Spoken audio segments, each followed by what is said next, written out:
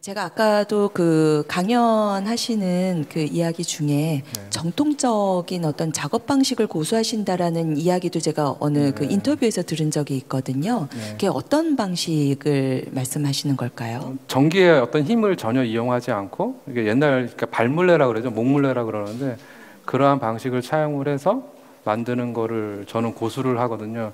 왜냐하면 작가들만의 리듬이 좀 분명히 존재한다고 저는 생각을 하고 있습니다. 그래서 어떤 형태에서 바라봤을 때 분명히 그 작가의 리듬이 결과적으로 그 결과물을 만들어낸다고 보기 때문에, 그리고 불에 있어서도 분명히 저 흙을 다루는 사람 입장에서는 그 불이라는 어떤 뭐 심판 아닌 심판을 받아야 되는 입장이다 보니 불도 잘 다뤄야 되는데, 그거를 저는 뭐 옛날 방식, 그러니까 장작이라는 부분을 그것도 어떻게 떼느냐에 따라서, 어떤 나무를 쓰느냐에 따라서 느낌도 많이 틀려지더라고요. 그래서 그런 부분들도 많은 연구를 해야 되고, 그 흙이라는 거랑 불이라는 거랑 이런 것들을 많은 이게 정보에 대해서 어떤 고찰 아니면 어떤 정보를 이렇게 담는 어떤 작업도 필요하고, 그리고 그런 행위들 있지 않습니까? 그 옛날식으로 만드는 것들, 사진으로 아니면 어떤 방식, 분명히 부분에 포인트가 있거든요. 작가들이 요 방식을 취하면 조금 더 쉽게 만들 수도 있고, 아니면 더 크게 만드는데 좀 더 편안할 수도 있는데, 그런 부분들을 글로써 남기기도 분명히 필요하다고 저는 생각을 하고 있고. 여러분 지금 여기 앉아 계시는 공간이 저희가 미술관 안에서도 이 라이브러리 이름이 먹의 공간입니다. 저희가 먹의 공간인데, 그러다 보니까 이제 먹을 주로 먹돌 그리고 다랑아리 자체가 가지고 있는 저런 깊은 그 질박함을 가지고 있는 저런 깊은 먹색에게 저는 더 눈이 가더라고요. 그래서 어떤 그 건축가 이타미 주는 또 그 먹색을 본인의 그 사유와 그 창작의 공간의 주된 컬러로 많이 사용을 하셨어요. 선생님께 어떤 그런 제주 흙 자체가 가지고 있는 그런 그 검은색도 있지만, 아까도 저 깊은 그 검은색을 내기 위해서 굉장히 많은 노력을 하셨다라고 말씀하셨는데, 어떤 그런 또 특별한 이유가 있으실까요? 저가 태어난 자연 환경을 많이 돌이켜 보게 되거든요. 요즘 작업할 때 제주의 자연을 잘 생각해 보시면, 뭐 들판도 있을 수 있지만 현무암이라는 게 분명히 존재를 하잖아요. 그러니까 우린 그냥 스쳐 지나가는데, 거물현의 굿셀무입니다. 굿셀무. 그리고 바위 암자를 쓰더라고요. 그래서 그 단어에 어떤 저희 어떤 생각을 함축한다고 저는 생각을 하고 있고요. 어떤 단단한 어떤 기가 넘친 그런 검은색, 저의 검은색은 그런 거고, 뭐 밤에 어떠한 시시각각 변하는 밤의 검은색도 저한테는 상당히 그 감흥으로 돌아오거든요. 그래서 그거를 어떻게 하면 내가 만드는 거에 담을 수 있을까, 그거에 대해서 고민도 많이 하고. 근데 검은색이 갖고 있는 어떠한 단단함이라는 게 분명히 존재를 합니다. 전혀 다른 느낌의 그런 항아리가 분명히 존재를 하고, 그 항아리 안에는 검은색이지만 내가 표현하고 싶은 그 시시각각 변하는 어떤 검은색의 단단함을 사람들한테 주면서 그 즐거움, 그 편안함도 좀 느꼈으면 하는 게 바람이고, 좀 차분하게 내려놓을 수 있는 거. 저는 이 공간에 처음에 왔을 때는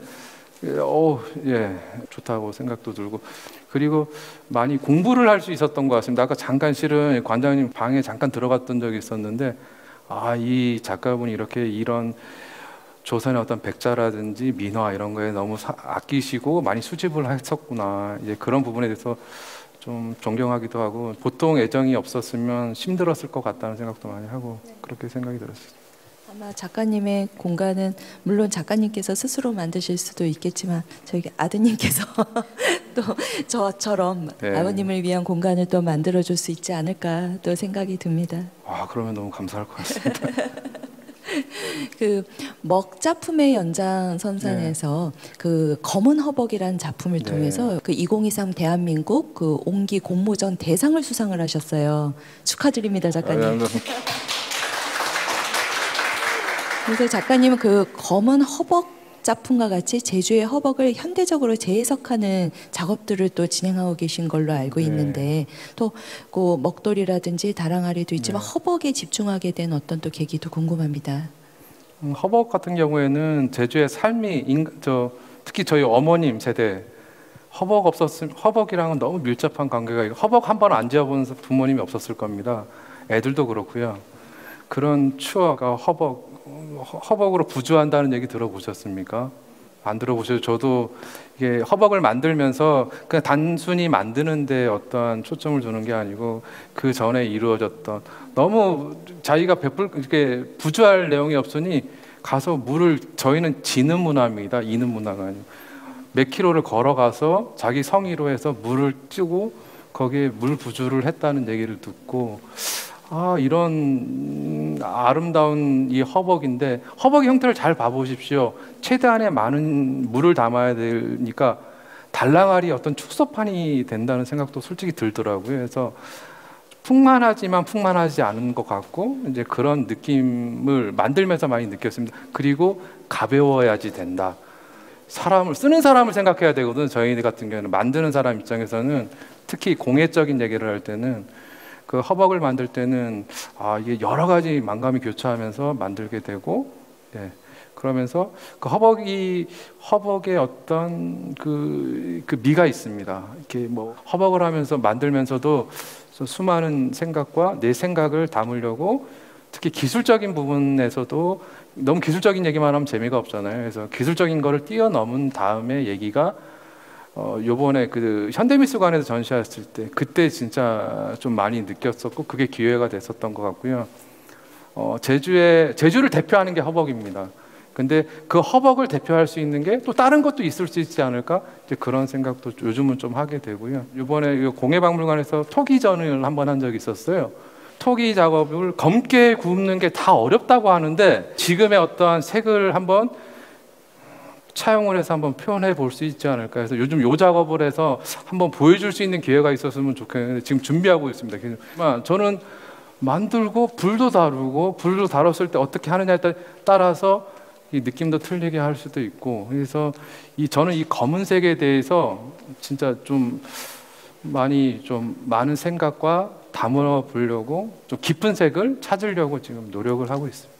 많은 작업들만 하시기에도 굉장히 그 밤에 새벽에 뭐 거의 뭐 이렇게 집중하시면서 작품 활동 하시기에도 시간이 모자르실 텐데 또 이 교육 활동도 하고 계세요. 그 제주 숨 온기 미술관 운영하시면서 또 전시와 프로그램 통해서 제주 온기를 알리는 데도 힘쓰시고 계시는데요. 아마 이 작가와 교육자는 각각 집중하는 부분이 또 다를 것 같아요. 또 작가로서 또 교육자로서 어떤 그 각각 중요하게 생각하는 그 가치가 어떻게 되는지 그것도 또 궁금합니다.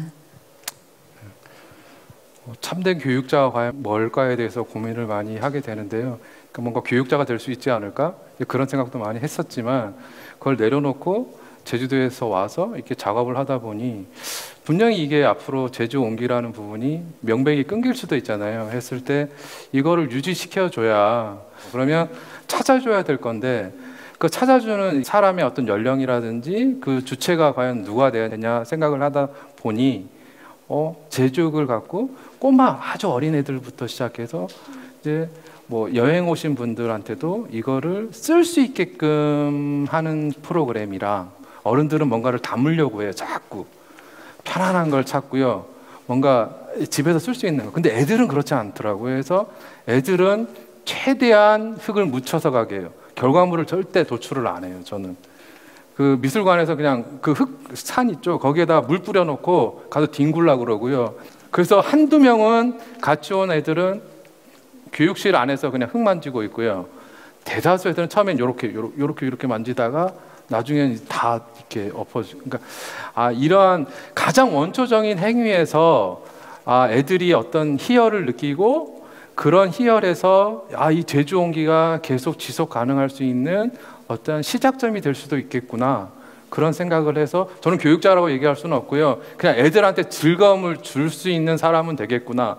그리고 저는 이제 봉사할 줄 잘 몰랐습니다. 그래서 근데 자폐아인 부모님들이 가진 분들이 어느 날은 찾아오셔서 애들을 좀 교육을 좀 해주시면 안 될까요? 공짜로. 그때 좀 내가 봉사를 할 나이가 됐나? 이런 생각도 했고 그걸 한 2년 했거든요.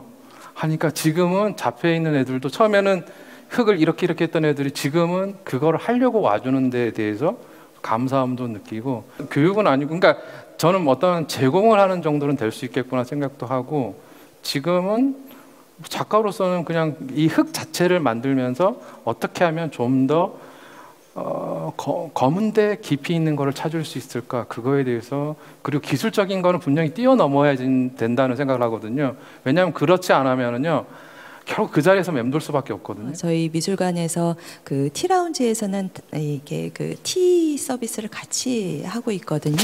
근데 저희가 제주에 터를 잡은 미술관이다 보니까 제주에서 활동하고 계신 제주 흙으로 만든 다기로 손님들께 차를 내어드리겠다라는 생각을 갖고 이제 찾기 시작을 했어요. 그래서 담화원이라는 곳을 알게 됐고, 그때 제가 담화원을 갔을 때 이 먹도를 봤어요.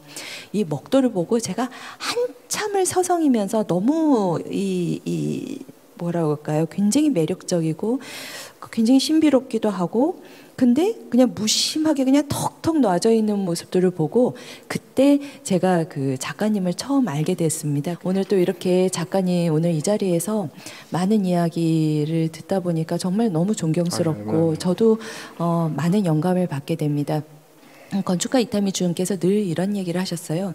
그 지역의 풍토, 그 컨텍스트, 자연 환경에 뿌리를 내리고 열매로서의 건축을 해야지만 30년, 50년, 100년이 지나도 그 시대의 시대성, 그러니까 현재성을 확보할 수 있다라고 이야기를 하셨습니다.